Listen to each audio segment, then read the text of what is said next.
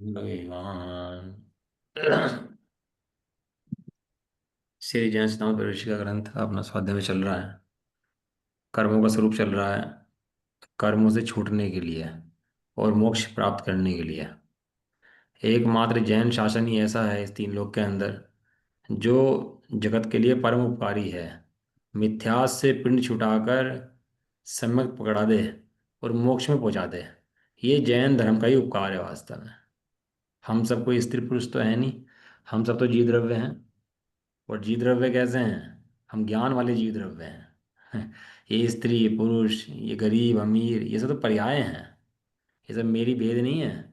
ये सब किसके भेद हैं? तो पर्यायों के भेद हैं। ये तो पर्याय हैं, प्राप्त हुई हैं। थोड़ा समय के लिए संयोग बना है और छूट जाएगा। थोड़ा समय का संयोग है। जो पर्यायों में हम बुद्धि करता है, पर्यायों को अपना मानता है, सो मिथ्या दृष्टि है। और जो पर्याय है उसकी दृष्टि तोड़ करके अपनी आत्मा को देखता है, अपनी आत्मा में श्रद्धा स्वीकार करता है, वो सम्य दृष्टि है। जीव के दुख का मूल कारण क्या है? जीव के दुख का मूल कारण इस पर्याय में एकत्वपना है। क्या है दुख का मूल कारण पर्याय में? एकत्व बना। जिस पर्याय में चला जाता है उस पर्याय को अपना मानने लगता है। देखो मजे की बात। अब यहाँ से मर के कुत्ता बन जाए ना, तो यहाँ सब अपना लग रहा। तो कुत्ता बन करके याद भी नहीं आएगी कि यहाँ कोई अपने पत्नी बच्चे थे, घर परिवार था, कुछ नहीं। जिस पर्याय में जाता है उस पर्याय में मस्त हो जाता है। और उस पर्याय में ऐसा मस्त होता है कि भूल जाता है सब कुछ। उस पर्याय को ही सब कुछ मानता है।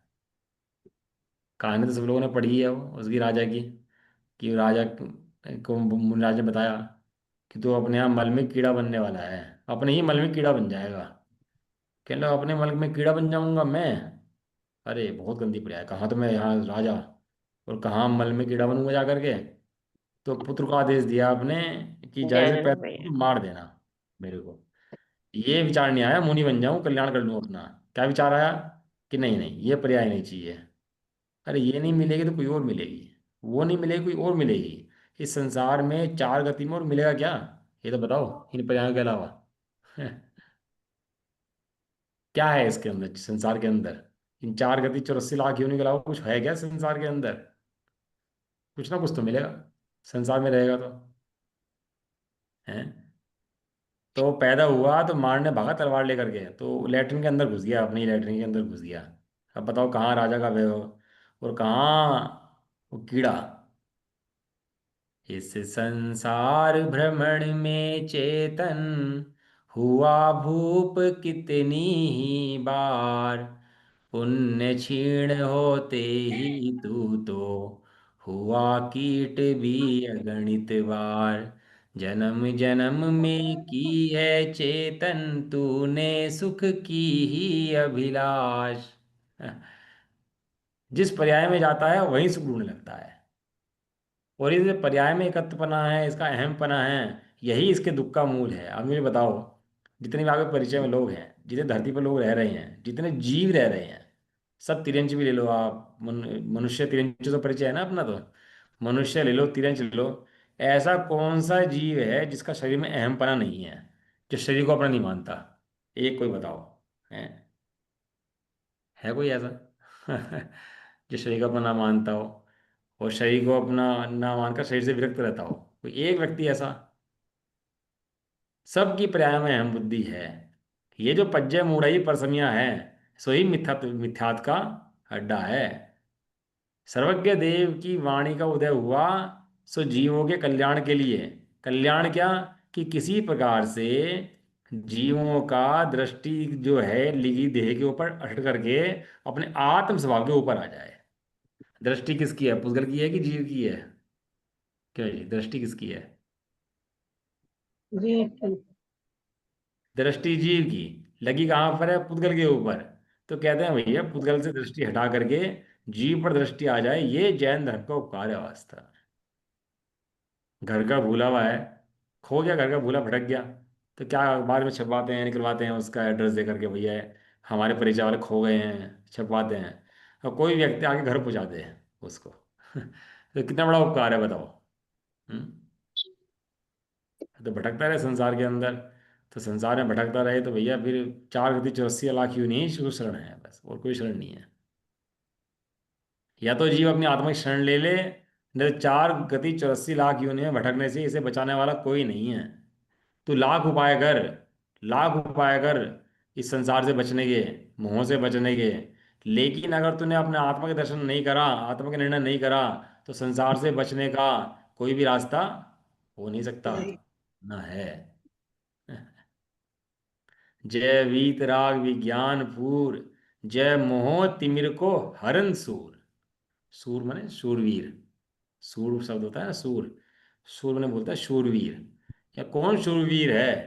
हमें लगता है लोग कहते हैं लड़ पड़ा ये, इसने ऐसे कर दिया, इसने ऐसे, ये शूरवीर है। और प्रशंसा होती है जगत में। कोई प्रशंसा का काम नहीं है। जिसने मोह को जीता वो शूरवीर, और जिसने मोह को नहीं जीता वो कायर। इतना सा गणित है। जय वीत राग विज्ञान रूप। क्या है? जय वीत राग विज्ञान, बोल रहा था इतना ये दिमाग से। मोहित मेरे को हरण से। हाँ, जय वीतराग विज्ञान रूप, जय मोह तिमिर को हरण सु। मोह रूपी अंधकार को नाश करने में सूर्य के समान हो। अंधकार में आदमी सिर फोड़ रहा हो अपना, जगह जगह दीवारों में सिर फोड़ रहा हो, इधर सिर फोड़ रहा हो, तो प्रकाश हो जाए वहां पर। तो प्रकाश होते ही कितना बढ़िया काम हो जाएगा, एकदम से सब दिखना शुरू हो जाएगा। अंधा होता है ना, कोई जन्मांध है, उसका आंख का ऑपरेशन करा है, और उसकी आंख आ गई एकदम से, तो उसने दुनिया देखी पूरी की पूरी। तो कैसा लगता है उसको दुनिया देखते ही? है। उसे ये नहीं पता हरा क्या होता है, नीला क्या होता है, शक्ल कैसी है, पत्नी की शक्ल कैसी है, कि कौन कैसा है। उसे कुछ नहीं पता किसी का, लेकिन देखते उसको कैसा लगता है? अरे, दुनिया इतनी सुंदर है। ये तो लेकिन पुद्गल का रूप है। ये रूप किसका है? खुद करता। ये कोई सुंदर नहीं है। सुंदर तो चैतन्य रूप है। जब सम्यक दर्शन की आंख खुलती है, तो मिथ्यात्व अंधकार का विलय होता है, तो जीव को अपना आत्म स्वरूप दिखाई देता है। ऐसा है। और जब तक आत्मस्वरूप नहीं दिखता, तब तक इसके मोह का भाव नहीं होता, और इसका मोक्ष का भी मार्ग नहीं खुलता है। ऐसे मिथ्यादृग ज्ञान चरणवश भ्रमत भरत दुख जन्म जन्म मरण। मर।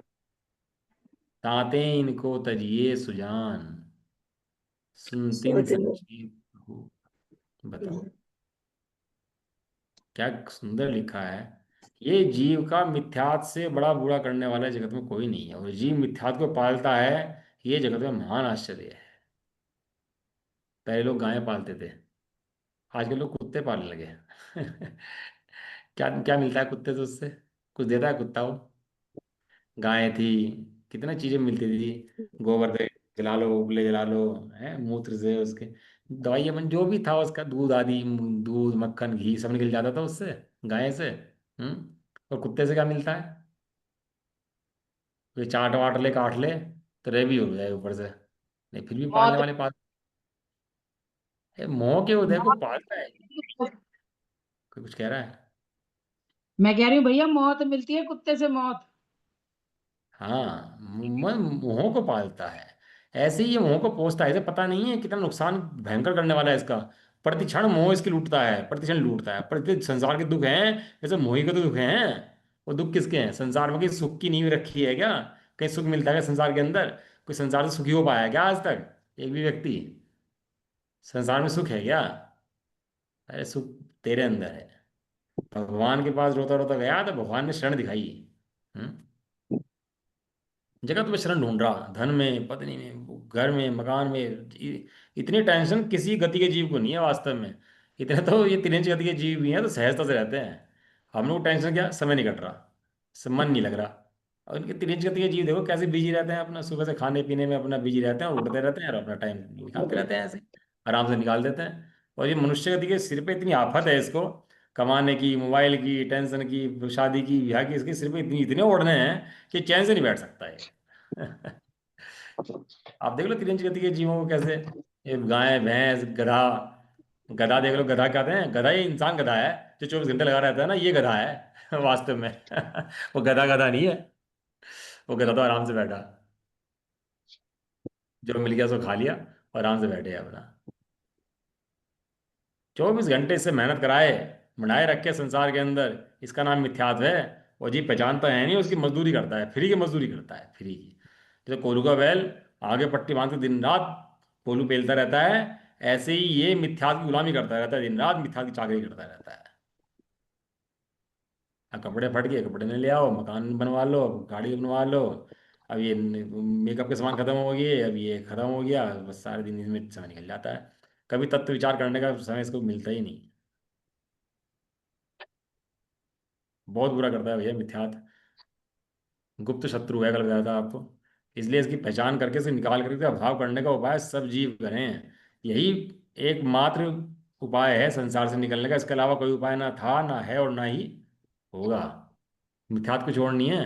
अपनी ही अज्ञानता, अपना ही भरम, अपने संबंध में अपनी अज्ञानता का नाम ही मिथ्यात्व है। तो क्या कहना है, आगे पढ़ लेते हैं ना। तो मिथ्यात् प्रकृति की वजह से अदेव में देव बुद्धि, तत्व में तत्व बुद्धि, अधर्म में धर्म बुद्धि इत्यादि का शब्द मैंने बताया था आपको कि अब भेद विज्ञान ना होना, अपनी आत्मा को ना पहचानना, स्वयं को ना पहचानना, अन्याय अनीति अभक्ष करना है, भोगों में सुख बुद्धि होना, ये सब भी मिथ्या दृष्टि के लक्षण हैं। इत्यादि शब्द लिखा ना। जो अपने को नहीं जानता वो क्या क्या करेगा, जो जो अपने मकान में नहीं घुसा वो कहाँ का टक्कर मारेगा। कभी यहाँ, कभी वहाँ, कभी वहाँ है। कहाँ का टक्कर मारे, कितने घर होंगे उसके बताओ। ऐसे ही इसने अपना घर नहीं पहचानो कि कितने घर होंगे उसके, वो टक्कर मारते रहता है। इसलिए लिखा इत्यादि, भोगों में सुख बुद्धि। इसका मूल है भोगों में सुख बुद्धि, आत्मा में अज्ञान बुद्धि, ऐसा। इत्यादि विपरीत अभिनिवेश, अभिनिवेश माने होता है अभिप्राय। अभिनिवेश माने अभिप्राय। अभिप्राय। अभिप्राय सम्यक हो तो सम्यक काम होते हैं, अभिप्राय मिथ्या हो तो मिथ्या काम होते हैं। सारा काम उसके अभिप्राय पे होता है। जीव क्रिया भी करता है, परिणाम भी करता है, पूजा करता है, पाठ करता है, तीर्थयात्रा करता है। लेकिन अभिप्राय क्या है? अभिप्राय मिथ्यात्व को रखने का है कि मिथ्यात्व को मिटाने का है। मेन बात यह है।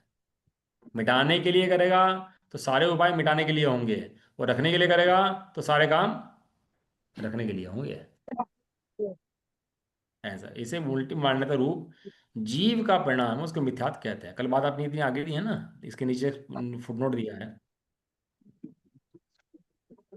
प्रयोजन भूत जीवादि सात तत्वों के अन्यथा श्रद्धान को मिथ्यात्व या मिथ्यात्व कहते हैं। जीव सात तत्व क्या हैं? प्रयोजन भूत, बाकी वस्तुओं को तू जान, मत जान, उल्टा जान, सीधा जान। ये सात तत्वों को तो जो का त्यों श्रद्धानो, जैसे हैं वैसे के वैसे। सात तत्वों के नाम, जीव, बोलो। अजीब। अजीव। अजीब। आश्रव। हाँ। बंद। हाँ। हिजड़ा। हाँ। संबर मोक्ष। रह गया बीच में भाई, मुख्य रह गया सबसे। स्तंभ। स्तंभ निद्रा। निर्जरा मोक्ष। जीव अजीब।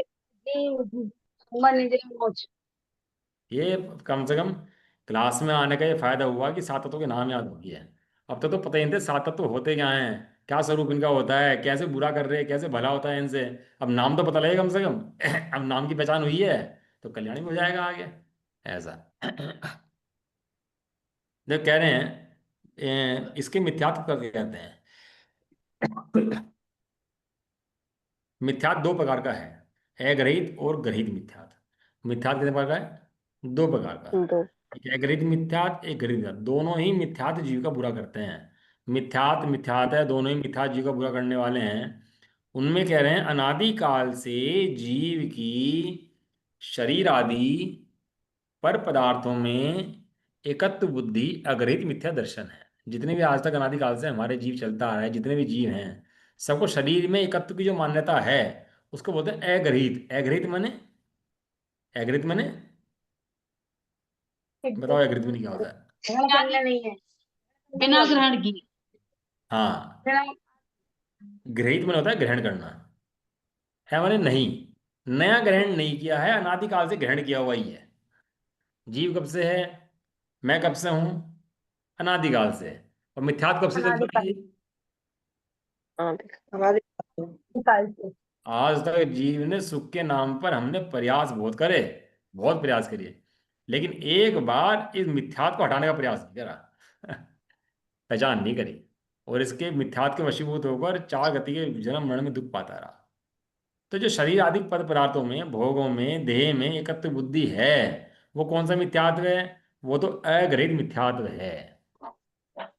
और तथा कुगुरु कुदेव और कुधर्म के निमित्त से जो अनादिकालीन मिथ्यात्व का पोषण करना है, वो ग्रहित मिथ्या दर्शन है। ये छह डाल की दूसरी ढाल है। ग्रहित मने, अग्रहित मने नया ग्रहण नहीं करा, ग्रहित मने नया ग्रहण किया है। का मतलब यहाँ है कि नया नहीं करा, ग्रहित मने नया करा है। अब बताओ, तिरंज गति के जीवों के अंदर ये राम लक्ष्मण और ये हनुमान कृष्ण है क्या? तिरंज गति जी पूछते हैं क्या इनको? तिरंज गति जी पूछते हैं ना हनुमान आदि को? ये नहीं पूछते। वो वहां गृहित मिथ्यात्व है ही नहीं।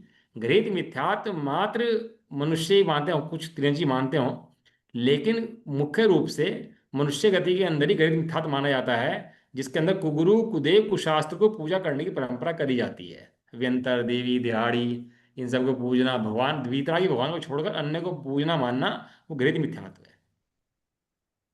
और मजे की बात बताऊं आपको, जो गृहित मिथ्यात्व होता है ना, ये कुगुरु कुदेव कुशास जो होते हैं, केवल हुंडा श्रवणी काल के अंदर ही होते हैं। बाकी जो काल होते हैं सामान्य काल, उनके अंदर ये गृहित मिथ्यात्व होता ही नहीं है। गाथा है, मैंने पढ़ी थी थोड़ी देर पहले, कहाँ पढ़ी थी याद नहीं आ रहा। ये ऐसा है कि जो काल होते हैं ना, ये तो होता है उत्सर्पणी, एक होता है अवसर्पणी। इन दोनों को मिला के बोलते हैं कल्प काल। इन दोनों को मिला के क्या बोलते हैं? एक बार नीचे आया, एक बार ऊपर आया। अभी जैसे पहला काल गया, दूसरा गया, तीसरा गया, चौथा काल गया ना, अभी अपने कल्पकाल। 24 भगवान गए अपने, गए ना 24 भगवान अपने। तो ये काल गया, अभी पांचवा काल चल रहा है, इसके भी 2500 साल गए। फिर छठा काल आएगा, फिर छठे के बाद फिर छठा आएगा, फिर पांचवा आएगा, फिर चौथे में फिर तीर्थंकर होंगे, फिर तीसरा, फिर दूसरा, और फिर पहला काल आएगा। ये जो 12 काल का जोड़ा हुआ, 12 काल हो गए ना टोटल मिला के, ये 12 काल को बोलते हैं कल्प काल। हाँ हाँ। इसके अंदर उत्सर्पणी के छह और अवसर्पणी के छह काल ऐसे होते हैं। और असंख्यात काल के बाद एक ऐसा काल आता है जिसको बोलते हैं हुंडावसर्पणी काल, जिसके अंदर उत्सर्पणी के अंदर और अवसर्पणी के अंदर हुंडा चलता है। हुंडा, हुंडा हुंडा बोलते हैं, हुंडा। हुंडा में क्या होता है? विपरीत कार्य होते हैं। तीर्थंकरों की लड़कियां हो जाएंगी, तीर्थंकरों को अपसर्ग हो जाएंगे, तीर्थंकरों का अपमान हो जाएगा, कुगुरु कुदेव हो जाएंगे। ये जो राम हनुमान पूजते हैं, ये होते ही नहीं है अन्य काल के अंदर, कोई मतलब ही नहीं है। केवल एक वीतरागी भगवान ही होते हैं। और इस समय जो चल रहा है, पता ही है आप लोगों को, हुंडासुरनी काल चल रहा है, जो बहुत ही विपरीत काल है। नहीं तो चौथा काल गए, 2500 के हुए, अभी बहुत लंबा टाइम नहीं हुआ, लेकिन इतना इफेक्ट जो दिखाई देता है ना, सब चीज गिरावट जो दिखाई देती है सब चीज़ों के अंदर, अपने लोगों के परिणामों और हर चीज़ के अंदर, वो बहुत काल का बड़ा प्रभाव है उस चीज़ के अंदर। भैया, हाँ जी। आप कह रहे हो कि अन्य काल में ऐसे कुदेव होते ही नहीं है, तो फिर वहां पर ग्रहित मिथ्यात्व कैसे होता है? गणित मिथ्यात्व नहीं होता वहाँ पर, अग्रिति होता है वहाँ पर। सिर्फ अग्रहित होता है, बाकी अन्य कालों में? हाँ, ये केवल हुंडासुरनी काल में होता है। गाथा है, मैंने पढ़ी है 2 दिन पहले, कहाँ पढ़ा, शायद कोई ग्रंथ पढ़ रहा था मैं, मुझे एकदम याद नहीं आ ये रहा। अष्टबाहुर जी में है ना गाथा? अच्छा, अष्टपौढ़े पढ़ रहे थे क्या आप लोग? हो सकता है अष्टपौढ़, अष्टपौढ़ में गाथा पढ़ रहा हूँ, अष्टबाहुर। भेज दूंगा कोटेशन उसकी अभी। हाँ, अष्टबाहुर में। हाँ, क्योंकि क्या हुआ, जिस समय अष्टपाउड ग्रंथ क्यों लिखा गया मैं बताऊं आपको। जिस समय कुंभचार्य देव थे, उस समय श्वेतांबर मत का जन्म हो गया था। और श्वेतांबर मतों ने कपड़े के अंदर मुनि मानना शुरू कर दिया था, कि ये कपड़े वाले जो होते हैं मुनि होते हैं भैया। वो इसलिए दिगंबर धर्म सिद्ध करने के लिए दिगंबर ही मुनि होते हैं, इसके अलावा कपड़े वाले मुनि नहीं होते। इसके लिए वो अष्टपाउड की रचना करी है। फिर उसको एक एक गाथा में समझाया गया, भैया मुनि तो दिगंबर निर्ग्रंथी होते हैं, और ये कपड़े वाले जो मुनि माने, सो मिथ्या दृष्टि होता है। श्रावक कपड़े में रह सकता है, कोई दिक्कत नहीं है, लेकिन श्रावक मानेगा अपने आप को, मुनि नहीं मानेगा। लेकिन कपड़ों के अंदर पहनता वो मुनि मान ले तो नियम से मिथ्या दृष्टि होता है। इसलिए आचार्य देव ने बहुत लिखी, नग्गो भी ही मुख मग्गो, मोक्ष मार्ग नगनता ही है। ऐसी गाता है उसके अंदर, नग्गो ही मुख मग्गो, मोक्ष मार्ग नगनता में ही है। भाव नगन और द्रव्य नगन दोनों प्रकार से नगन होगा तो मोक्ष जाएगा, नहीं तो मोक्ष नहीं जाएगा। द्रव्य से नगन होकर सोचे मोक्ष चले जाऊंगा, तो नहीं होगा। और भाव से नगन होने के बाद द्रव्य से नगन ना हो तो मोक्ष नहीं जाएगा। इसलिए उन्होंने गाथाएं लिखी हुई, नग्गो ये मुख मग्गो वाली। बहुत सुंदर गाथाएं हैं अष्ट पाउड, बहुत बढ़िया ग्रंथ है, पढ़ने लायक भैया। अपने तो पंच परमागम ही ऐसे हैं, 5 रत्न है वास्तव में, 5 परमागम नहीं है। जैसे रत्नों को संभाल के रखते हैं, ऐसे ही घर के अंदर जिनवाणी संभाल के रखो। जैसे घर में रखते हो ना एफडी एफडी प्रॉपर्टी के पर, ऐसी शास्त्रों की अलमारी होनी चाहिए आपके घर में एक। घर में शास्त्रों की अलमारी होनी चाहिए, और जिसमें 50 60 100 शास्त्र होने चाहिए, छोटे बड़े, पता नहीं कब क्या मन कर जाए पढ़ने का। छोटी किताबें, बड़ी किताबें, साहित्य, शास्त्र, सब होने चाहिए। एक स्वाध्याय का कमरा अलग होना चाहिए अपना। कभी मन करे लेके बैठ जाओ, दिन रात सुबह शाम, ऐसा एक व्यवस्था होनी चाहिए। चलो, एक गृहित और एक अगृहित। अब आप आते हैं परिभाषा नंबर 313 पर। कह रहे हैं मिथ्यात के कितने भेद हैं। बताओ जी, मिथ्यात के कितने भेद हैं, को बताएगा? 5। अध्यात्म से, अध्यात्म से बताओ। ये तो आगम की परिभाषा हुई। अध्यात्म में बताओ, अध्यात्म में। मिथ्यात्व का कोई भेद नहीं है। जितने शरीर को अपना मानते हैं सब मिथ्या दृष्टि है। जितने पर्याय को अपना मानते हैं वे सब मिथ्या दृष्टि हैं। ये 5 भेद हैं, सब चोर चोर मुसरे भाई हैं। सब क्या है ये? दूसरे लेकिन है सारे क्या? सारे तालिबान का आतंकवादी हो, चाहे वो पाकिस्तान का आतंकवादी हो, चाहे बांग्लादेश का आतंकवादी हो, आतंकवादी तो भाई आतंकवादी है ना। ये मिथ्या दृष्टि तो आतंकवादी के समान है। मिथ्या दृष्टि कैसा है? आतंकवादी के समान है। आतंकवादी हिंसा करता है ना, खुले आम, खुला छुट्टा, ऐसे ही ये मिथ्यात्व जगत के जीवों की हिंसा करता है। रुला रखा है जगत के जीवों को इसने। देखो क्या कह रहे हैं, आगम एक होता है, आगम एक होता है अध्यात्म। आगम में होता है भेद प्रभेद, और अध्यात्म में होता है प्रयोजन। आगम में क्या होता है? भेद प्रभेद। भेदों की चर्चा करेगा, प्रभेद बताएगा, उसके सब चीज वर्णन करेगा सब चीजों का, है ना। और अध्यात्म में होता है प्रयोजन। इन सबको जानने के बाद करा क्या? खाली जानकारी करी कि कुछ प्राप्त भी करा? जो पूछता है अध्यात्म। जब बच्चा स्कूल में पढ़ाए मैडम, और मार्कशीट आए, तो माँ क्या पूछती है? नंबर कितने आए? मैं पढ़ा तो बहुत था। अरे वो ठीक है, नंबर कितने आए? नहीं नहीं, वो तो सबके ऐसे नंबर आए। अब तेरे कितने आए? लेकिन वो बताएगा नहीं, अपने नंबर नहीं बताएगा, बाकी सबकी दुनिया का नंबर बताएगा। ऐसा है ना। तो मिथ्यात के 5 भेद हैं। एकांत मिथ्यात, विपरीत मिथ्यात, संशय मिथ्यात, अज्ञान मिथ्यात, और विनय मिथ्यात। पढ़ो सब लोग ये इकट्ठे अब। क्या क्या है? एकांत विपरीत मिथ्यात्व, विपरीत मिथ्यात्व, अज्ञान संशय मिथ्यात्व, अज्ञान मिथ्यात्व, विनय मिथ्यात्व। ये सब याद कर लेना। ये सब किसी और की बीमारियां नहीं है, ये सब अपने अंदर बैठी हुई बीमारियां हैं। अपनी रिपोर्ट निकालते हैं ना, हमारा हीमोग्लोबिन कितना है, ब्लड कितना है, और हमारी विटामिन डी कितना है, B12 कितना, सब चेक करते हैं ना। तो देखते हैं हमें कमी तो नहीं है। ये वही रिपोर्ट है अपनी बस। ये वो शरीर की रिपोर्ट है, और ये आत्मा की रिपोर्ट है। ये किसकी रिपोर्ट है? ये अपनी वास्तविक रिपोर्ट है। लेकिन ये मेरी रिपोर्ट है, मैं आत्मा हूँ, मैं शरीर नहीं हूँ। हाँ। एकांत मिथ्यात किसे कहते हैं? सबसे पहली बात तो समझ लो, तत्वों के संबंध में विपरीत श्रद्धान। जीव को जीव नहीं मानना, अजीव को अजीव नहीं मानना, जीव को अजीव जानना, अजीव को जीव मानना, आश्रव को आश्रव नहीं जानना, आश्रव को सुखकारी मानना, आश्रव से फायदा मानना। पूजा भक्ति होगी भगवान की, मजा आ गया, मजा मानना है। बताओ, पूजा भक्ति हुई कि क्या हुआ है? शुभ हो सकता है, शुभ की बनाई नहीं है, ये शुभ में धर्म मानने की मनाही है। क्या हुआ क्या?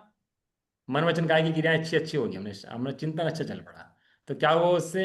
आश्रय हुआ कि निर्जरा हुई?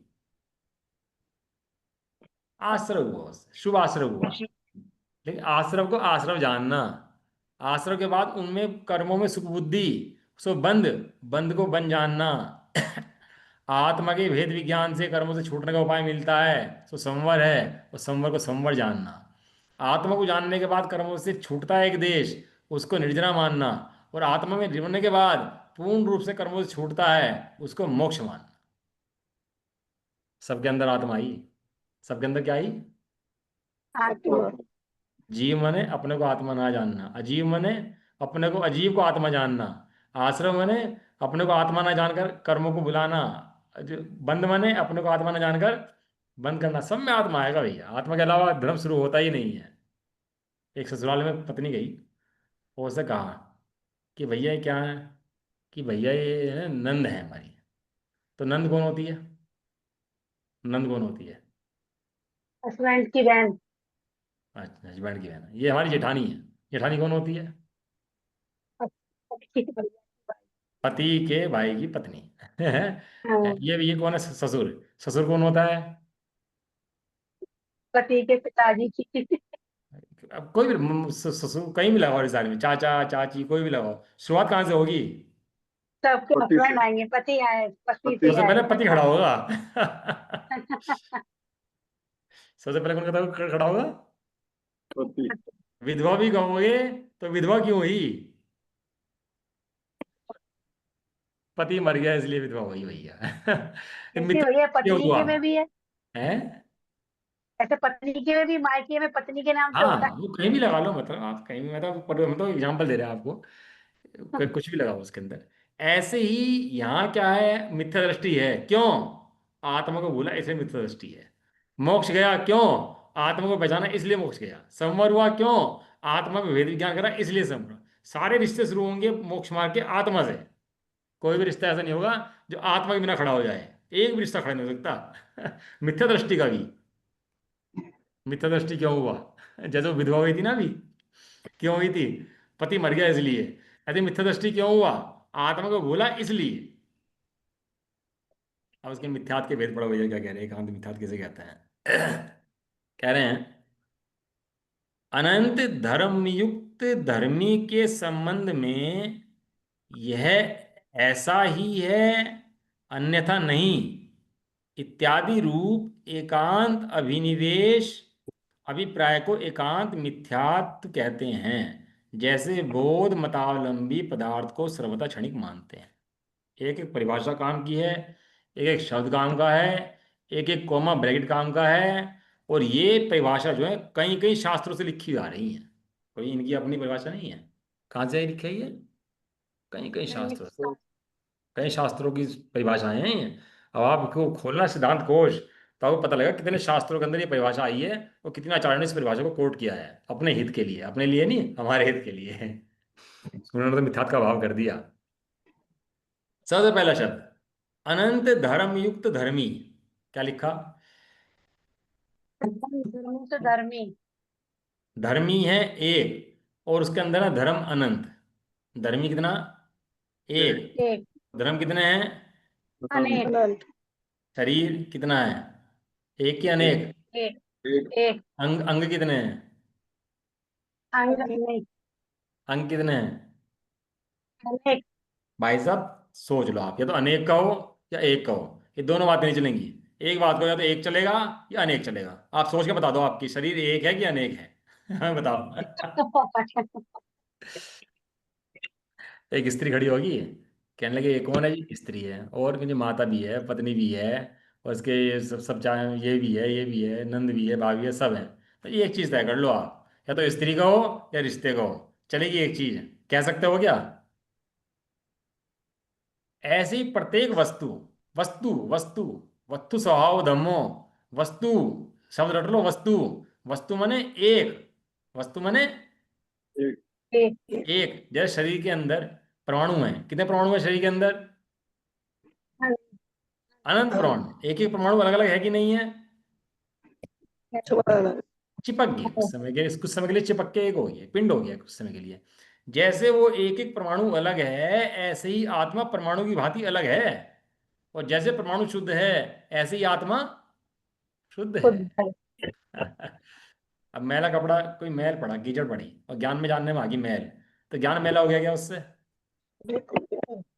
ज्ञान कैसा हो गया, मैला कि निर्मल? जैसा था नहीं है वैसे वो। निर्मल को। जैसा था मैल जानने में आने से ज्ञान मैला नहीं होता, ज्ञान निर्मल रहता है। ऐसे वस्तु के अंदर मैल नहीं प्रवेश करता। वस्तु तो जितनी है, जैसी है, उतनी वैसी ही रहती है। ये सम्यक ज्ञान का मूल मंत्र है, मोक्ष का मूल मंत्र है। अभी तो अपने लोग को पता नहीं लगता ना, अभी तो सुन लेते हैं। लेकिन थोड़ा सा इस तत्व ज्ञान का पुण्य फट जाए ना जब आएगा उदय में, तो पता लगा कोई देव बना बैठा, कोई कहीं मोक्ष के मार्ग पर चल रहा, कोई मुनि बना बैठा। इनके इनके थल निकल के आएंगे ही हैं इन सभाओं के, जो चल रही हैं ये सब। अभी तो दिखता नहीं है ना, लेकिन जब पता लगेगा ना 10-20 साल बाद कि ये भोग भोगने वाले कहाँ चले गए और इस स्वाध्याय करने वाले कहाँ चले गए। बहुत लंबी चौड़ी कहानी नहीं है ना वो, 12 भावना में छलनी 4 दिन की, क्या है वो, आता है 12 भावना में एक।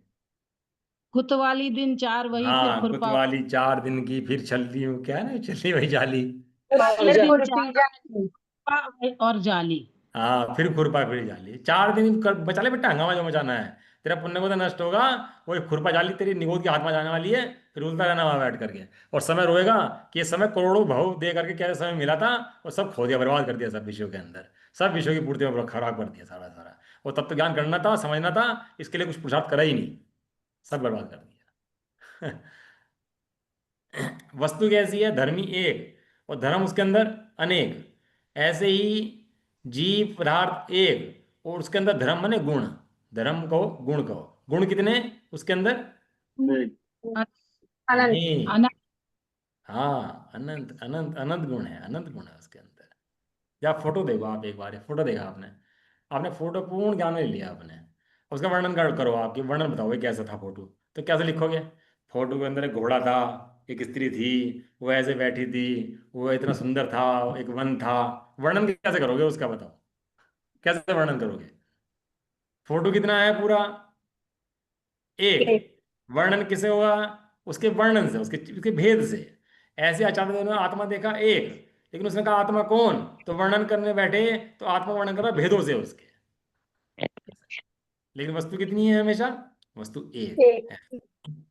तो उस अनंत धर्मों वाली जो वस्तु है, उसमें से एक धर्म को पकड़ना और उसे कहना ये वस्तु तो ऐसी ही है, ये तो माता ही है। बच्चा लड़ पड़ता है ना, जब बच्चे को देखा होगा आपने, तो बच्चे से बैठ जाओ, ये मेरी पत्नी है, तो बच्चा कहेगा नहीं नहीं मेरी मम्मी है, नहीं मेरी पत्नी है, कहेगा नहीं तुम्हारी कुछ नहीं लगती, मेरी मम्मी ही है। ये कौन कहता है? ये बच्चा कहता है। जब थोड़ा बड़ा होता है समझ जाता है कि ये मम्मी भी है, पत्नी भी है, माता भी है, ये सब धर्म लिए बैठी है। समझ जाता है ना बच्चा। ये एकांतवादी क्या करता है? एक अंग को पकड़ता है, एक अंश को पकड़ता है, और उसको पकड़ के वस्तु मान लेता है कि वस्तु इतनी ही है, बस, इसके अलावा वस्तु नहीं है। हाँ, इसे कहते हैं एकांत मिथ्यात्व, एकांत अभिनिवेश, एकांत अभिप्राय। एकांत के दो भेद होते हैं, एक एकांत मिथ्यात्व होता है, एक एकांत सम्यक्त होता है। दो भेद, अनेकांत के भी दो भेद होते हैं, एक अनेकांत मिथ्यात्व होता है, अनेकांत सम्यक्त होता है। अभी अपन के एकांत की बात चल रही है ना। तो एकांत मिथ्यात्व माने वस्तु के एक अंश को पकड़े गए कि वस्तु इतनी ही है, तो वो क्या हुआ? एकांत मिथ्यात्व। और वस्तु को अनुभव करके कहे वस्तु तो ऐसी ही है, उसको बोलते हैं एकांत सम्यक। समझ में आया दोनों वस्तु बातों में भेद? वस्तु को अनुभव करके कहे कि वस्तु तो ऐसी है, भैया आनंद आ गया, तो उसको कहते हैं एकांत सम्यक्त। और वस्तु के एक अंश को पकड़ के कहे कि वस्तु ऐसी है, उसे कहते हैं एकांत मिथ्यात्व। ऐसा एक सम्य दृष्टि को होता है और मिथ्या दृष्टि को होता है। जैसे मौत, बहुत मतावलंबी पदार्थों को सर्वथा क्षणिक मानते हैं। बहुत सारे मतावलंबी हमारे यहाँ हैं, बौद्ध मतावलंबी हैं, सांख्यमती हैं, न्यायिक हैं, वैश्विक हैं, वैष्णव हैं, बहुत सारे मतों को मानने वाले अपने यहाँ हैं। बौद्ध मतावलंबी क्या मानता है कि प्रत्येक समय जो वस्तु है वो नई उत्पन्न होती है और नष्ट हो जाती है, नई उत्पन्न होती है और नष्ट हो जाती है, नई उत्पन्न होती है नष्ट हो जाती है, पुरानी रहती नहीं है, नष्ट हो जाती है। नई नई वस्तु प्रत्येक क्षण पैदा होती रहती है, प्रत्येक वस्तु नष्ट होती है। जैसे कोई मोबाइल रखा हुआ है सामने, ये प्रत्येक समय नष्ट हो रहा है, बन रहा है, नष्ट हो रहा है, बन रहा है, नष्ट हो रहा है, बन रहा है, नष्ट हो रहा है, बन रहा है। तो उसकी क्षणिक पर्याय को मानता है बस, द्रव्य को मानते नहीं, पीछे द्रव्य को उसके है। ऐसा ये कौन मानता है? बौद्धमती। हाँ, एक सांख्यमती होता है, वो कहता है पर्याय होती नहीं, सब द्रव्य हैं, जो खाओ पियो कुछ भी करो, यहाँ कुछ किसी को पाप लगता नहीं है, कोई कुछ होता नहीं है, सब ऐसे चलता रहता है। बहुत सारे मत वाले अपने हो गए, बोलते मत वाला है, मत वाला है ना नाम उनका। एक मत तो ऐसा है, वो कहता है मक्खी मरेगी तो मक्खी पैदा होगी, मक्खी मरेगी मक्खी बनेगी, घोड़ा बनेगा घोड़ा बनेगा, घोड़ा मरेगा घोड़ा बनेगा। अपनी अपनी मति कल्पनाओं से मिथ्या दृष्टि ने बहुत तरह की मति कल्पनाएं कर ली है। ठीक है ना? तो ये क्या कर रहा है? वस्तु के एक अंश को पकड़ करके समस्त वस्तु की कल्पना कर रहा है, जबकि ऐसा नहीं है। चलें आगे। वस्तु के एक अंश से वस्तु की पहचान करे पूरी, समझ लो बात। वस्तु के एक अंश से वस्तु की पहचान करके वस्तु पर जाए तो उसको बोलते हैं न, उसको बोलते हैं सम्यदृष्टि का अंग। और वस्तु के एक अंश को पकड़कर उसको ही वस्तु मान ले तो उसको बोलते हैं मिथ्यात्व। इसका नाम है एकांत मिथ्यात्व। समझ में आ गया? फर्क नहीं आया समझ में? भारी पड़ गया? हम्म। थोड़ा समझ भाग। आ गया। वस्तु के अंश, ज्ञान वस्तु का अंश है, ज्ञान का, ज्ञान वस्तु का अंश है। अब वस्तु ज्ञान मात्र मान ले, तो ज्ञान मात्र नहीं, वस्तु तो अनंत गुण वाली है। उस ज्ञान मात्र के द्वारा पहचान कराई है। किसकी? वस्तु की। ज्ञान कहते हैं वस्तु पे चला जाना। एक एक गुण से कहाँ जाना है? वस्तु के ऊपर, वस्तु के ऊपर, वस्तु के ऊपर। वस्तु के ऊपर नहीं जाता तो वो फिर वो मिथ्या दृष्टि में चला जाता है, बस सीधा सीधा। इसलिए जितने भी मिथ्या दृष्टि, आज तक हम भी अनंत बार मिथ्या दृष्टि रह चुके हैं। क्यों रह चुके हैं? पढ़े तो बहुत बार हैं। पढ़ने के बाद क्या हुआ, हम उन भेदों के जानने के बाद भेद के भेद में चले गए। लेकिन जिस भेद के द्वारा उस अभेद पे जाना था, उस अभेद पे नहीं गए। अब उसे स्वाध्याय होंगे समझ रहे होंगे मेरे ख्याल से। नहीं तो थोड़ा कल तो इजी कर लेंगे। भेद समझाया था किसके लिए? अभेद पे जाने के लिए। इसने क्या करा? भेद में से और भेद ढूंढ लिए, और भेद ढूंढ लिए, व्याकरण ढूंढ लिए, गणित ढूंढ लिए, भेद में से भेद चले गए, सब चला गया। तो वस्तु चली जाती है दूर से उसके बाद। ऐसा। इसका नाम क्या है? एकांत मिथ्यात्व, विपरीत मिथ्यात्व इसे कहते हैं। सग्रंथ निर्ग्रंथ हैं, अथवा वस्त्रधारी साधु होते हैं, या केवल ग्रासाहारी कवलाहारी हैं, इत्यादि रुचि या श्रद्धा को विपरीत मिथ्यात्व कहते हैं। इसको मैं कल लूंगा बाद में, पहले मेरा थोड़ा मन है कल समझाने का एकांत मिथ्यात्व के बारे में थोड़ा सा और अभी। क्योंकि एकांत मिथ्यात्व के बारे में बहुत सारे सिद्धांत तो आ गए हैं, उदाहरण और अभी समझ आए नहीं मुझे अगर अभी। तो मैं चाहता हूँ कल मैं इसको फिर लूंगा एकांत मिथ्यात्व को, क्योंकि एकांत मिथ्यात्व के अंदर ही बहुत कुछ समझना बाकी है। कि एकांत मिथ्या दृष्टि होता कैसे है, कैसे वस्तु को मान लेता है, वस्तु होती कैसे है। थोड़ा एग्जाम्पल वगैरह से आप लोग कल समझेंगे। कल मैंने आपसे क्वेश्चन पूछा था, निमित्त नैमित्तिक और निमित्त उपादान का। कौन बताएगा? दो जने गए थे, कम से कम दो जने जरूर बताएं। क्या समझ में आया आपको निमित्त नैमित्तिक से, निमित्त उपादान से? बताओ ये कौन कौन है? हैंड। उपादान। हाँ जी, मैं हूँ एक तो। हाँ, एक दूसरा कौन है भाई? कोई भी नहीं है? किसी ने सोचा ही नहीं? बताओ। इतना इम्पोर्टेंट सोचा। क्वेश्चन है, 3 बार रिपीट किया था उस क्वेश्चन को। मैं ये क्वेश्चन जरूर आपको याद करना है। दो जनों को कम से कम, इतने लोगों में से दो जने गए थे, मैं दो नहीं मिल पा रहे। देख लो, हाँ, आप खुद अपनी रुचि चेक करो कि आपका अभिप्राय और रुचि कहाँ पड़ती है और कहाँ बल पड़ता है उसका। एक मैं बोल दूंगी भैया। चलो बढ़िया है, बोलो जी, लो दीजिए। ये तीन चीजें हैं, एक उपादान, निमित्त और निमित्तिक। हम्म। उपादान तो किसी भी चीज का मुख्य कारण होता है, हम्म। और निमित्तिक उसका सहायक कारण होता है। और निमित्त, और हम्म। निमित्तिक जो होता है, निमित्त से उत्पन्न हुआ परिणाम होता है। हम्म। जैसे उदाहरण लेते हैं, दूध से दही बनना। हम्म। दूध जो है वो उपादान है, और हम्म। दूध के अंदर अगर कोई खट्टी दही या जामन डालें, वो निमित्त है उसका। हम्म। और दही है वो उसका निमित्तिक है, यानी वो बहुत जो सुंदर। बने। बढ़िया। बस इतना ही? हाँ जी, यही देखा। हाँ जी, और कौन बोला बताओ? किस? उपादान जो है वो कार्य का नियामक है। हम्म। उपादान होता है वो कार्य का नियामक होता है, और जो निमित्त होता है वो उसका कारण होता है। नहीं, हम्म। कल क्लास में नहीं थी तो मैं थोड़ा अपने मन से बता रही हूँ, बस इतना ही आता है मुझे। मतलब समझ गई हूँ मैं कि मतलब कार्य का मेन कारण उपादान ही होता है, अपन समझते निमित्त है। कोई और बोलने वाला भैया? जो स्वयं कार्य रूप परिणमित हो उसे उपादान कहा जाता है। हम्म। जो कार्य में स्वयं इन्वॉल्व हो जाए, हम्म। और जो कार्य हुआ है हम्म। और उस कार्य के होने में जो दूसरी चीजें इन्वॉल्व होती हैं उसे निमित्त कहा जाता है। लेकिन जो हम्म। कार्य हुआ है, अब उस हम्म। कार्य को अगर हम उपादान की दृष्टि से देखेंगे, जैसे घड़ा बनाए, तो घड़ा बनना एक कार्य हुआ है ना। हम्म। तो अगर मैं उपादान की दृष्टि से वो कार्य देखूंगी तो उसे उपादेय कहा जाएगा। और अगर मैं कुम्हार की दृष्टि से उसे देखूंगी तो उसी कार्य को नैमित्तिक कहा जाएगा। बस हो गया। हाँ, इन उपादान, निमित्त और नैमित्तिक, इनमें कारण कार्य संबंध है। एक बार क्या हुआ, भाई सब लेते हैं, एक बच्चा था। बच्चा बाहर गंदे बच्चों के साथ खेल रहा था, लड़ रहा था। मास्टर ने पकड़ लिया सब बच्चों को, उसे ही पकड़ लिया है, और कहने लगा भैया इसे पनिशमेंट मिलेगा। तो माँ वहाँ क्या कह रही है, वहाँ जाके गलती हमारे बच्चे की नहीं है भाई साहब, मास्टर जी गलती इन बच्चों की है, ये बिगड़ रहे थे, ये ले गए इसको अपने साथ, इसकी गलती बिल्कुल भी नहीं है, कि हमारा बच्चा तो बहुत सुधरा हुआ है, बहुत साफ है, बहुत सही है, बराबर है। अब घर ले आइए उसको, बचा बचू के वहाँ से। अब घर ला के क्या कहा उसने वहाँ पर, घर ला के क्या करा उसने, मारा उसे। दो तमाचे लगाए उसको, पिटाई कहने कर लगा आइंदा चला गया ना वहाँ पर तो सही कर दूंगी तेरे को। वही वो बोला बच्चा कि तुम तो वहां पे ये कह रही थी कि तेरा कोई मतलब नहीं है, ये बच्चा हमारा बहुत बढ़िया है, गलती इसकी नहीं है, अब यहाँ की मेरी पिटाई शुरू कर दी, तो ये चक्कर क्या हुआ? चक्कर है प्रयोजन का। किसका चक्कर है? प्रयोजन। प्रयोजन पर।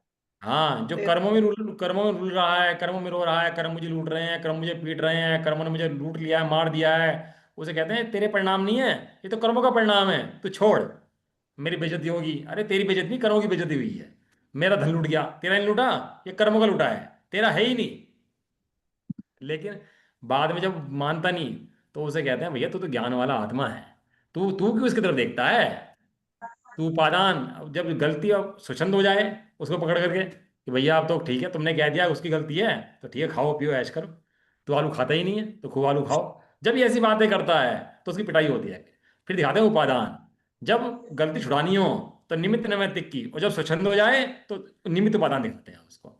बात एक ही है, काम एक ही है, और समझाई भी एक ही बात जा रही है, लेकिन समझाने का फर्क है। क्यों? क्योंकि उस समझाने की शैली का फर्क है। प्रयोजन उसे समझाने का और बचाने का है, मारने का नहीं है। ऐसा। तो ये विविक्षा भेद है, किसे जीव को संसार से निकालने के लिए समझाने के तरीके हैं ये। अब कर्मों को कहेंगे, ये कर्म, ये गलती किसकी, ज्ञानवर्णी दर्शनवर्णी किसके हैं भैया, ये मोहनी आयु किसके हैं, कर्मों के हैं सब। काहे के लिए? छुड़ाने के लिए। अब जीव स्वच्छंद हो जाए तो कहते हैं नहीं तेरे हैं, किसी और के नहीं है। तो ये प्रयोजन की इनमें वो है थोड़ा सा फर्क। आप और दृष्टांत पे विचार करना, आपने दिन रात के दृष्टांत में आप विचार कर सकते हो कि कितना आप लगाते हो और दिन रात आप प्रयोग करते हो इसका। ऐसा नहीं है, दिन रात आपके प्रयोग की शैली में चीजें हैं, यहाँ सिद्धांत पढ़ाने पड़ते हैं आप लोगों का।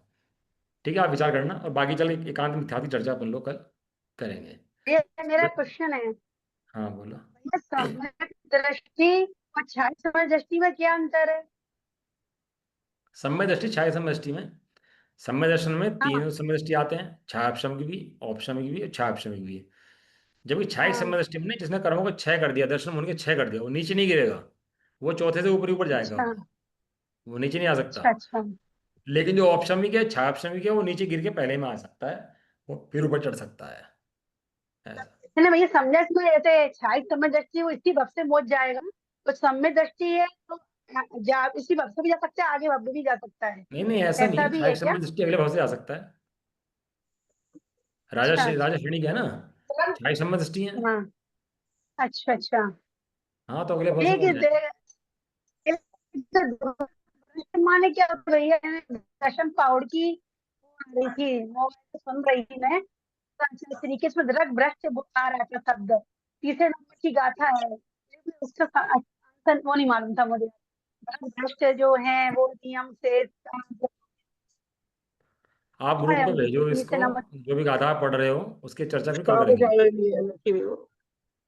आप ग्रुप पे भेज दो गाथा वो, मतलब भी समझ उसकी में चर्चा नहीं भी आ कल रहा कर है। देंगे अपन लोग। चलिए जान ठीक सकते है। ग्रुप में भैया, काफी लोग डाल सकते हो मैसेज, हम लोग नहीं डाल सकते ना, बंद करके अच्छा रखा है अच्छा, ना वो अभी। कोई नहीं, अलाउड करा देता हूँ मैं उसको, बोल के मैं बोल देता हूँ उसको, मुझे पर्सनल कर दो आप, मैं ग्रुप में भेज मैं दूँ, कोई बात। ठीक ठीक मैं करती हूँ, आपको पर्सनल करती हूँ। हाँ हाँ, चलो। निज निधि निज में बताई ये है। बताइए अनंत उपकार के ये लिए जिनवा वो बंधुआ से बंदना सतवा। नोमाण मुकार मंत्र।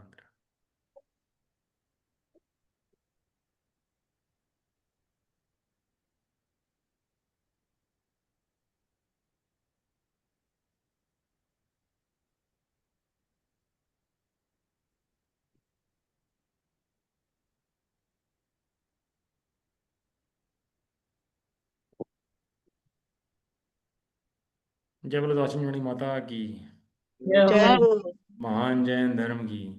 जय हो। जय हो। एक साथ बोलिए। जय जय श्री जय जिनेन्द्र, सभी को जय जिनेन्द्र। सभी को जय।